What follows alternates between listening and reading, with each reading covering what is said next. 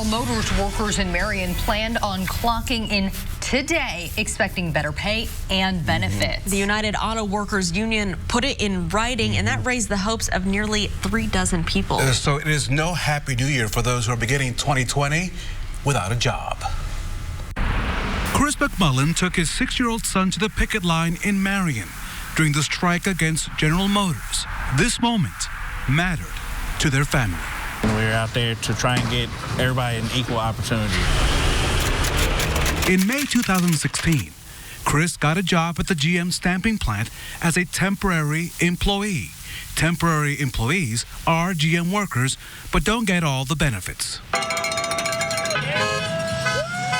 The result of last year's strike was in part to help temporary workers gain permanent status. In fact, papers were printed showcasing that beginning January the 6th, all temporary workers with 3 years or more of service would get permanent status in 2020.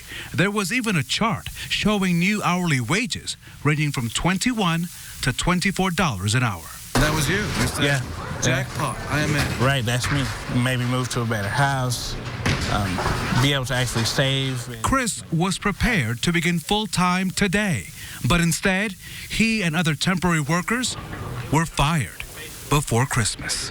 We were assured that, this exact situation wouldn't happen. That there would be no layoff, that would keep us from being hired January 6th. So, why am I, terminated? Not laid off, but terminated. We met other workers at Crest Lane's bowling alley in Marion. Former boxing coach Michael Wright is still in shock. He joined the plant in March 2016.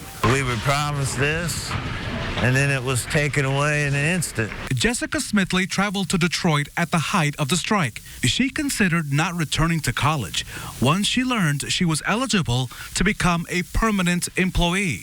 She now says she feels betrayed. I want them to know that we were deceived. They know that we were deceived. They knew that they deceived us. Our hope was taken away. So as you can imagine, this morning workers are disappointed with the United Auto Workers Union. The paperwork you saw in the story was given to those workers by the union. So what is GM saying and what is the UAW saying? So at this point, as of this hour, no response yet from the UAW, despite multiple attempts, as you can imagine. Now, GM wants to set the record straight. And so this morning, they sent me this statement. Allegations that GM is releasing temporary workers to avoid making them full-time, they say is absolutely untrue. No GM employees have told temporary workers that they were guaranteed a job. In fact, the opposite is true in light of the well-publicized ending of the previous generation pickup truck products. We do not know what their UAW representatives told them at the union contract meetings. GM employees do not attend those. In fact, this morning, GM also providing a timeline on this matter impacting workers today. The company says it notified temporary workers that they would be released back on December the 5th. And that's because the plant would be seeing the end of production for certain truck products. GM says it told workers about that 11 months ago. A spokesperson says that information was repeated regularly to its workers. Temporary workers tell me this morning that they were assured by the union that they would start those jobs today. We're waiting to see what the union has to say. Hopefully we'll get an answer today or hopefully by tomorrow. And we've got much more on this story right now on the RTV6 app.